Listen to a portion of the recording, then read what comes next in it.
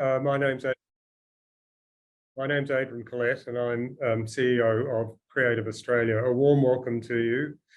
In welcoming you, I acknowledge the traditional owners of the many lands on which we are gathered. I'm here on Wurundjeri Boonwurrung country in Naarm, and pay my respects to elders past, present and emerging, and also to our wonderful First Nations colleagues who work with me and with us at Creative Australia. I also want, for this important briefing session, to introduce our Auslan interpreters. We have Erin Drummond with you now. We'll also meet Jodie Rogers. Thank you for your stellar work. And we have two captioners, Ruben Watt and Yvonne Hayes, who are also joining us here this afternoon. So this is Creative Workplaces online briefing. Box office is good. I believe we have well over 700 registrations, which certainly sends a signal about the interest in the critical work to come of creative workplaces. Creative Workplaces itself is an initiative of the National Cultural Policy, the Albanese government's National Cultural Policy. And it is a new body which is being set up, established within Creative Australia. Fundamental to it, I think, is that it recognises the artist and the arts workers as workers.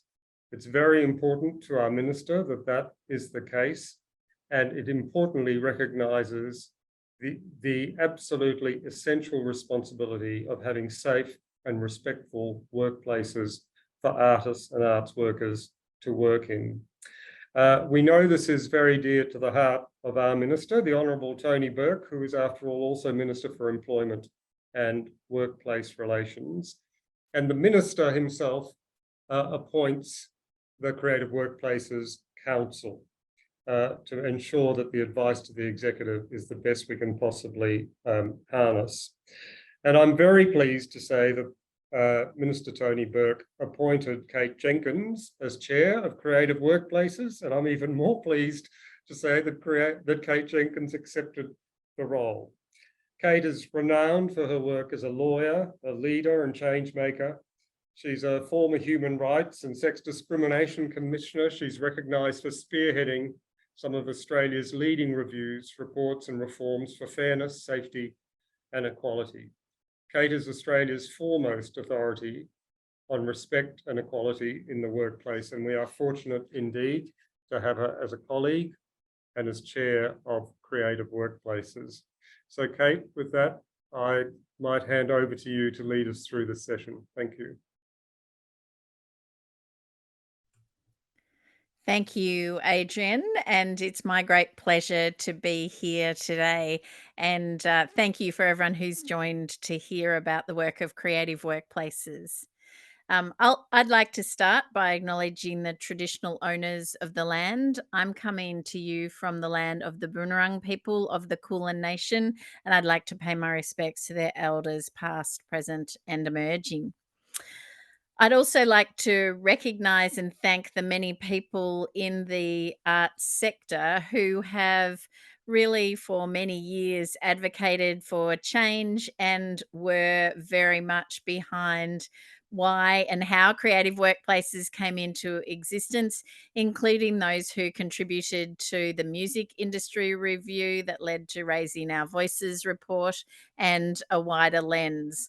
All of those people and all of those voices have been heard, and I'm really proud to lead a council and participate in work to help make change and improve the culture and the workplaces in the creative sector. I also noticed that as I give this briefing that the work of Creative Workplaces will cover the experiences of sexual harassment, of bullying, of abuses of power. And I know from the statistics that such discussions can even surprisingly trigger responses. So I encourage anyone who's joined who might feel any concerns to take some time, self-care, and seek help as you need.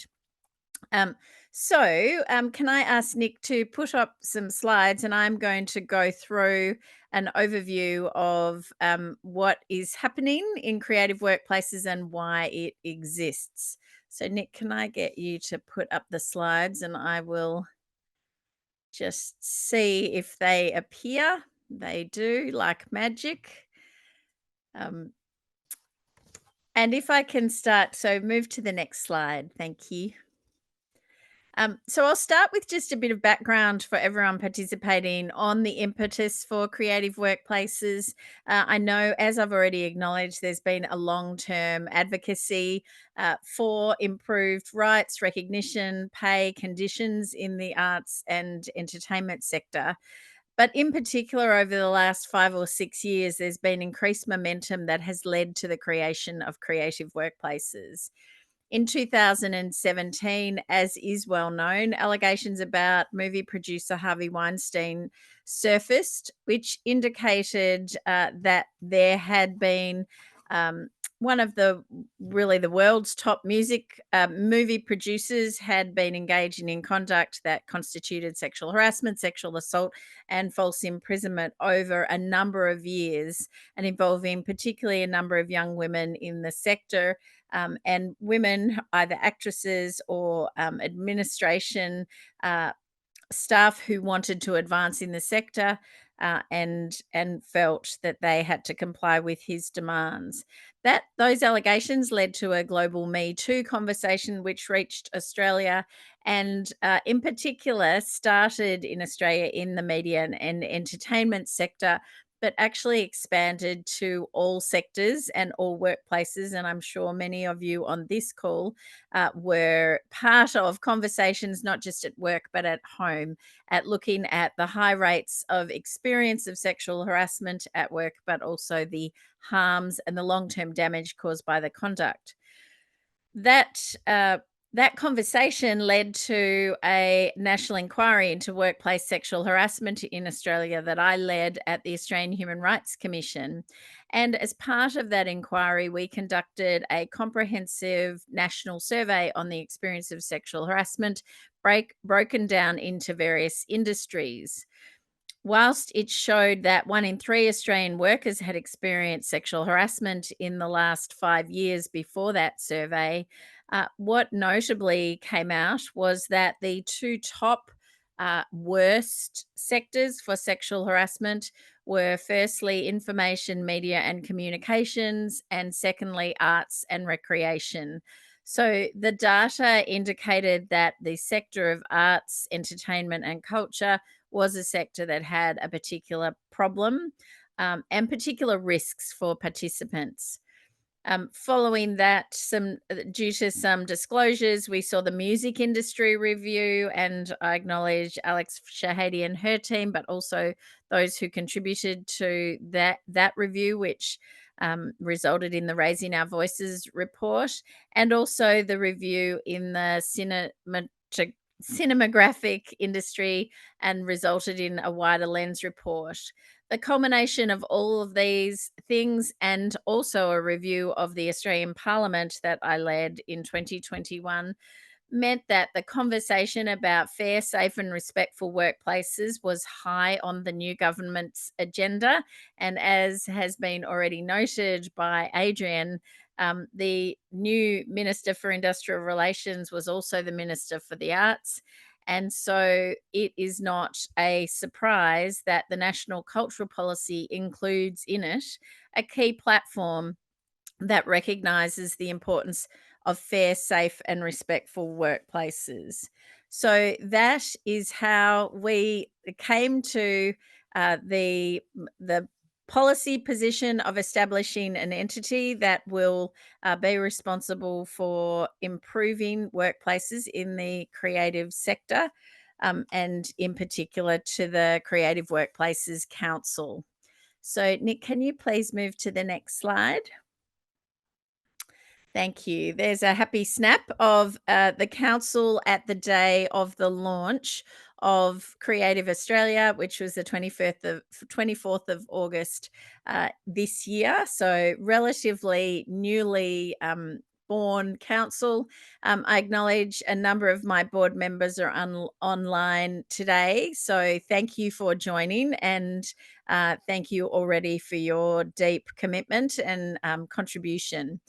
So just to tell you about just a little bit about those board members, I obviously bring expertise as an employment lawyer, as a human rights commissioner, as someone who has worked in government and has worked very much focused on a systemic change, and really convinced change across an industry as a whole makes progress, makes the best progress.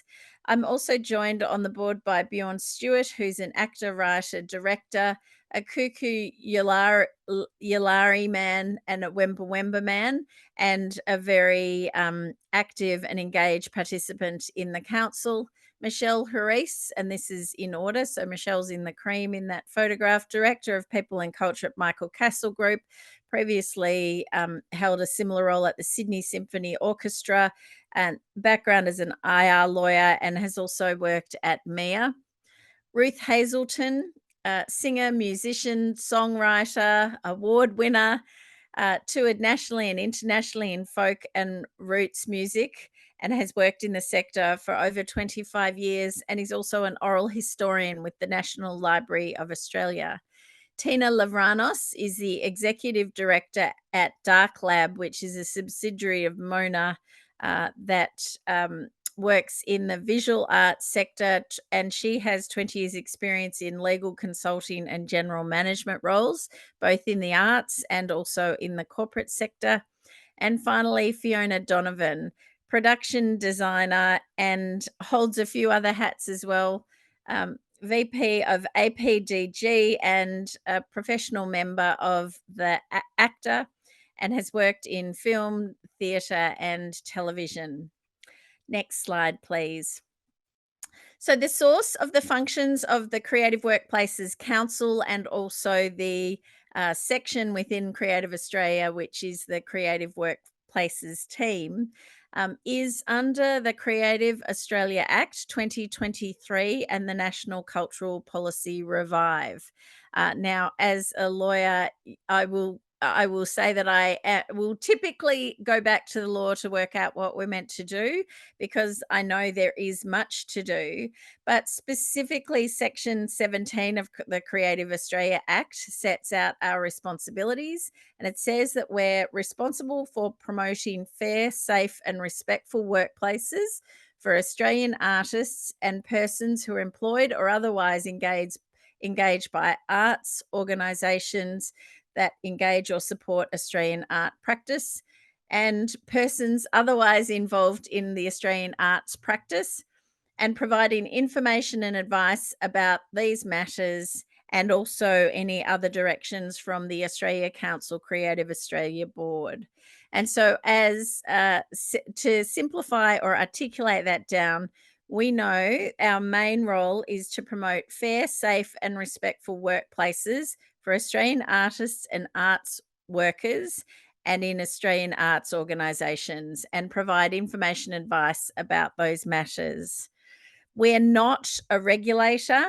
We see ourselves as the connector between the laws that exist that apply to all workplaces, including arts workplaces, to a sector that is so diverse, unusual, complex, and has multiple ways of interacting with the laws. And we see that there is a lot of passion and commitment to provide safe and respectful workplaces, but also recognize that that is a complex task, given that we have small operators, large operators, we have short-term and long-term engagements, and a whole range of different factors.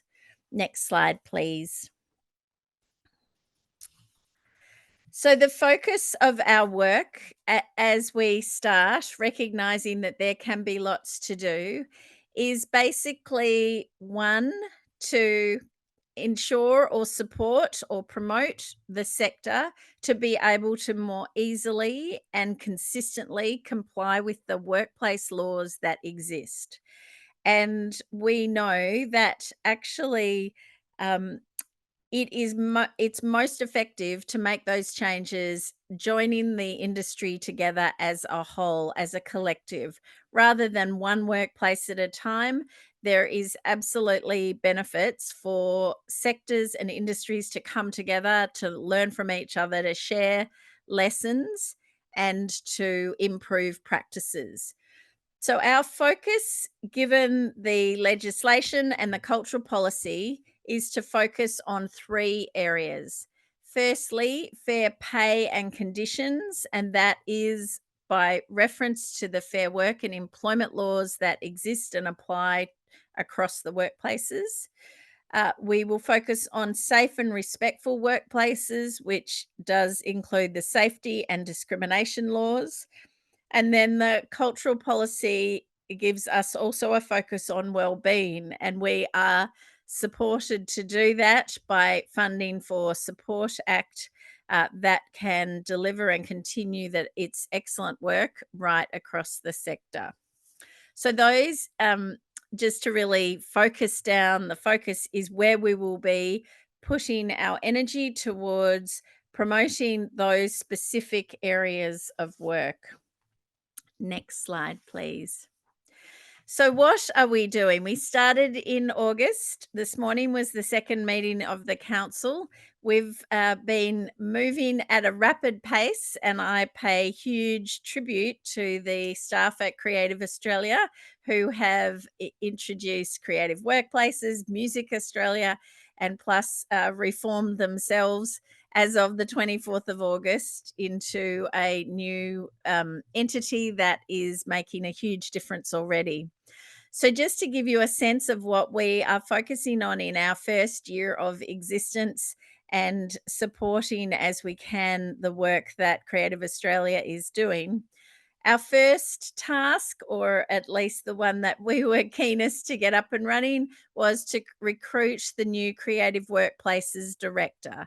This is a role that sits within Creative Australia, will have a small team, and will report to Adrian Collette as the CEO. And I'm really delighted to let you know that we have appointed, and I can announce now, right now, that Kate Schaffner has been appointed to this role. She commences on the 9th of January. And Kate brings to this role extensive experience in workplace and the public sector. In particular, she has worked over the last 15 years in major areas of workplace reform and support for workplaces to be better, including involvement in complaint management, the new jurisdiction, including handling bullying and sexual harassment issues, education, and delivering resources in a plain English way. So we are delighted to right now announce her appointment for the first time, and we will be publishing a statement that gives more information about Kate soon. And we are very excited for her commencement in the new year.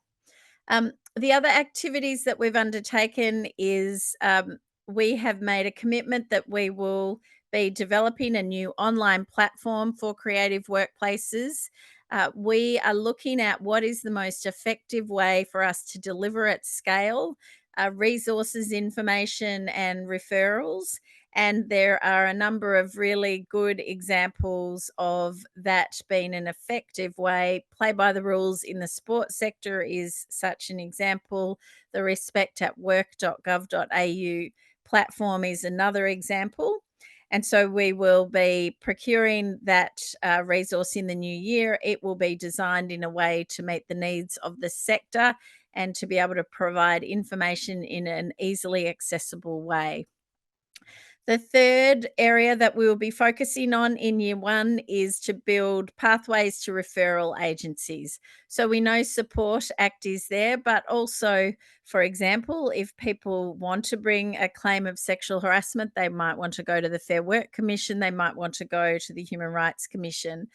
We know that it is hard to understand and navigate all these different systems, but we feel like we can make a very big difference in creating easier pathways to get to the right place, to get the right help for what you need.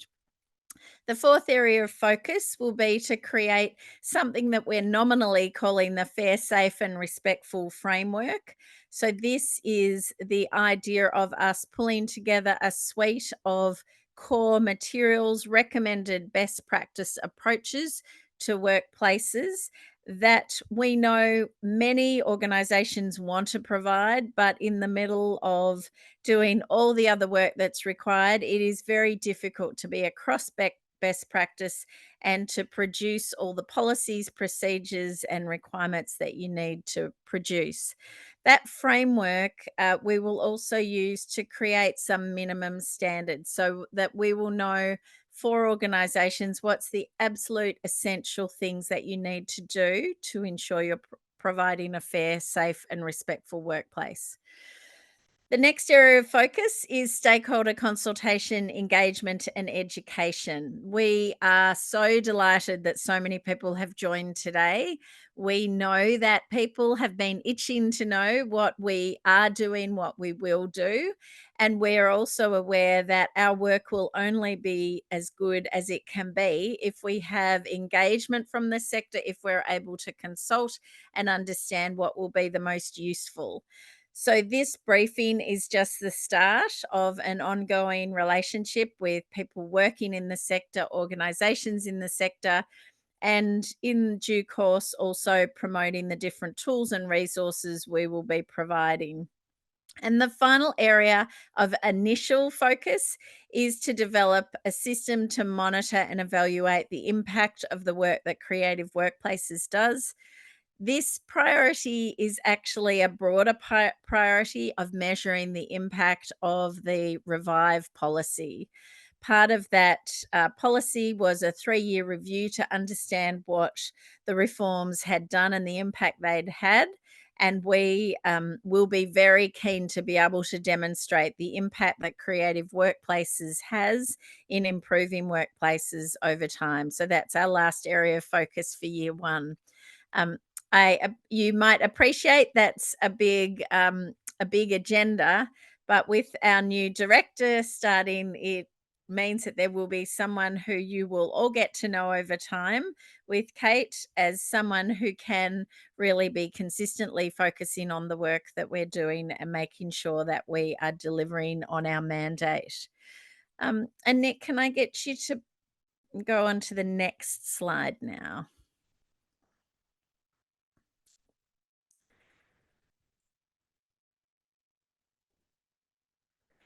So the next thing is that we know that creative workplaces has been needed for a long time, and we know that there is a lot of enthusiasm to find out how to get help and support immediately and how to handle initial inquiries. So at the moment, there is a Creative Workplaces webpage, which is housed on the Creative Australia website, and the link is listed there. It is there and it already provides information on some of the basic support services that are available.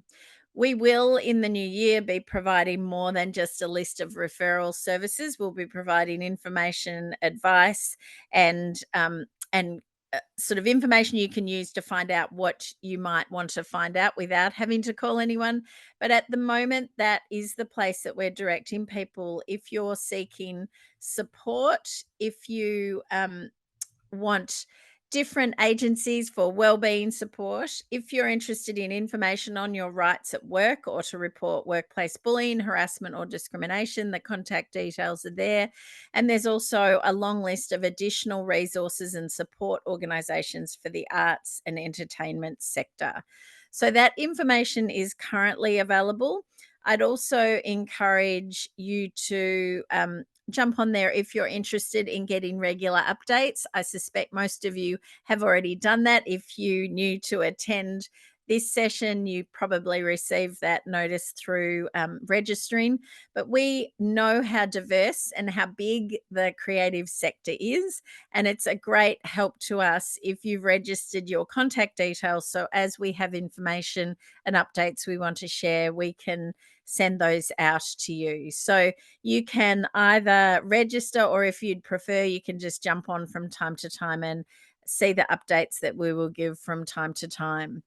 So I'm looking forward to delivering the online platform and developing the framework for the new workplace standards, and really to supporting the workplace and the creative sector to better meet its legal obligations into the new year. So in 2024, there will be plenty to update you on, but we were really keen to share with you now what the plans are, where we've come from, and where we're going. So, Adrian, that was all the content I wanted to cover in giving an update. But I'm happy, I think you might have mentioned, and we're happy to take questions from participants as you go. So, Adrian, I'll hand to you. Thank you, Kate. In fact, I think I failed to say to people that we would take questions, but fortunately, we've had a number of people attending already put questions in the chat. So for others, we've got 10 minutes or so. So if there's a question you'd like to pose, please put it in the chat, and my colleagues will make sure I will put these questions as faithfully as I can to Kate. So Kate, can I just start, because we're getting a few through, just to ask you some things. I mean, the first one is really for clarity. Will creative workplaces investigate? Will it investigate individual cases or potential misconduct? It's a great question, because I think it's natural to think at last there's a place to go. And the reality is, we weren't set up to be either a regulator or resource to handle individual complaints. Our task is to promote fair, safe, and respectful workplaces. We realise part of that will be having people who want to understand where they can go to get help, where they might go to have their issues or complaints investigated, where they can exercise their rights. And so I regard our job as to be the conduit to help people find those places, but we will not be taking individual complaints. And you will notice me over time, I won't be commenting on individual situations that arise, both to respect the privacy of individuals involved, but to also, it is important that the regulators who are currently in existence are available to use and hear complaints and deal with those. I recognise, though, as this is the first time this has been created, I know this from the Human Rights Commission, that actually this conversation now can bring up thoughts from people of not just something that's just happened, but might have happened over time. So that we acknowledge that and recognise that. We pay tribute to the important work of Support Act, who I know have done a lot of work in the music industry, but also have supported other parts of the art sector. And I know other agencies like the Human Rights Commission are now providing a disclosure process for historic complaints. So there are places. I regard us as the matchmaker to help people find the place that they might be able to go to get the help they need. Just picking up on Support Act, I've just seen a question asking whether Support Act is now going to cover all of the creative sector. I know this is very early days, Kate, but do you have any thoughts on that at this point? It is early days, but I've had already one terrific meeting with Clive Miller and his team, and we are looking forward to working closely together. And I would be, I know that Support Act already does some work outside music, and I know how highly valued their different services are, including in particular their support services. So we will be working with them, and I think there is potential for that broadened focus. Fantastic.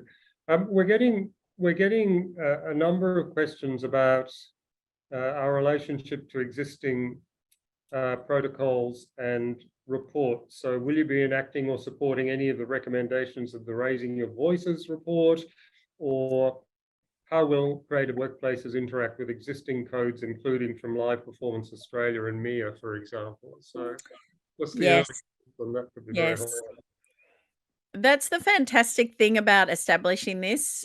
We will not be reinventing any wheels. We have already today had a briefing from Alex Shahady about the Raising Our Voices inquiry. We will pick up all the work that has gone before.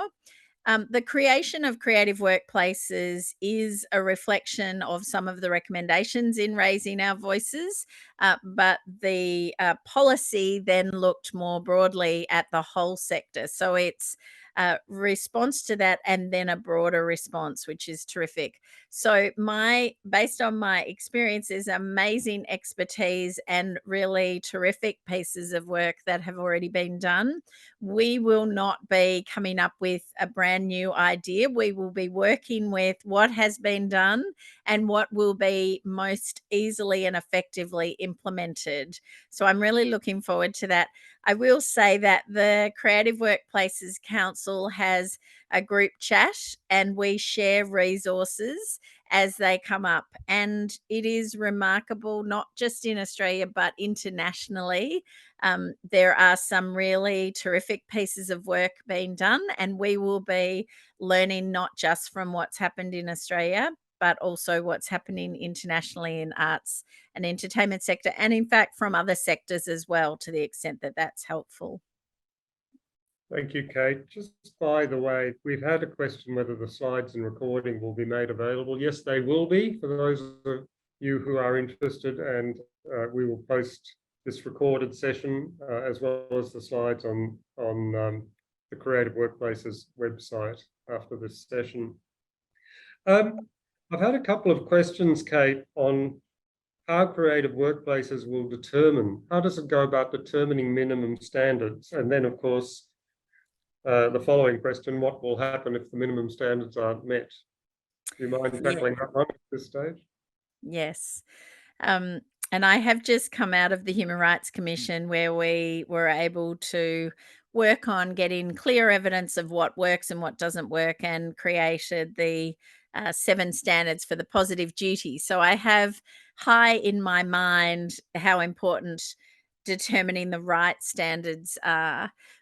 I have not come into this, nor has the council, with a view of what they should be, other than we know that there are laws that apply to all workplaces on pay and conditions, safety and respect. But we will work out what those minimum standards are, particularly trying to think practically on what will work in the sector and what is the most important standards. So when we say minimum standards, there's such a range of workplaces and organizations across this sector, and there's so many little corners of it. And those of you online will know the Fair Work Commission is currently looking at award coverage. And if you read just that 80-page report, you'll understand the complexity of the sector. But we will consult and we will research and we will consider what would have the biggest impact. And then we will come up with some standards which we will consult on. So there will be nothing out of the blue that will be imposed. How will they be used? So my vision, and as I said, I've just announced the director has been appointed today, and Kate doesn't even start until the 9th of January, but I believe she's online, so I'm sure she's listening hard. My vision is that we would come up with just sort of some better advice for this sector on what good practice would look like. Then we would create some minimum standard, which is absolutely these are the things you must do. And to the extent that government funding applies, the minister's been really clear that there should be some parameters where if government is to give money, certain workplace standards are met. So we will come up with those. We will consult widely on those, and we will base them on evidence and the law and what works in this sector. Thank you, Kate. I've just got a question here, which in a way I think you've answered, but just for clarity, it's from Cam Graville, which is, can we speak to the prevention work that could be done? What work creative workplaces will do to support the sector to prevent harms not just respond to issues when they arise. Now, I think some of the things you've said cover that, but just for clarity. Yes, I think, no, I really appreciate the clarity on that, because we are as much, if not more, focused on prevention, because we're not a regulator. We are here to promote fair, safe, and respectful workplaces. So, as for the positive duty, which has a focus in sexual harassment on preventing unlawful conduct, I believe a lot of our work will focus on the prevention. If people need supports or have complaints, there are places that we can divert people. But I think the highest value we will have will be creating frameworks and providing education resources.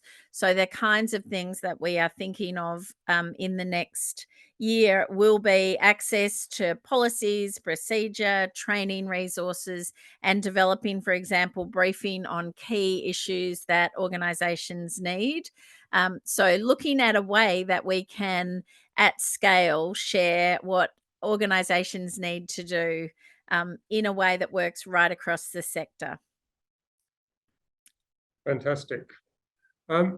I think we might have fielded all the questions we have to date, Kate. So thank you so much for answering them and for giving this briefing. Needless to say to all those assembled, of all the things Creative Australia is establishing in the next little while, this is in a way the most ambitious for us, by which I mean it is not immediately within the skill set of what was the Australia Council. Many of the other bodies we're establishing, like Music Australia, Writing Australia down the track, have issues and challenges that are familiar to us, and it will be wonderful to have dedicated councils and indeed funding to address the challenges and create opportunities. And then, of course, the fundamentally important work next year of the First Nations Board, which will have decision-making rights over how we invest in First Nations art. But creative workplaces, I can say quite frankly, was not within the existing skill set, the familiar skill set of Creative Australia, hence our gratitude to Kate Jenkins for taking this work on. And as I reflected on it, you can't have a name like Creative Australia and have an ambition of investing and advocating for policy for the broader sector without taking responsibility for this critically important area. So I really thank you for your interest. I can tell by the registrations that our sense of the importance of creative workplaces is absolutely mirrored in the broader sector. As Kate said, I thank you very much for the lobbying you did as we entered that period that developed the National Cultural Policy, and the number of reports that really headlined or made very clear the issues that all of us have to take responsibility for in the sector. We have our director, we have an organisation absolutely determined to support the work of creative workplaces, and we couldn't possibly have a better chair and council to advise us along the way. So Kate, is there anything else you'd want to say now? If not, I think I will bring the session to a close. All I would say is thank you so much for everyone attending, showing your interest, and stick with us. We need you to help us make sure that Creative Workplaces is a success.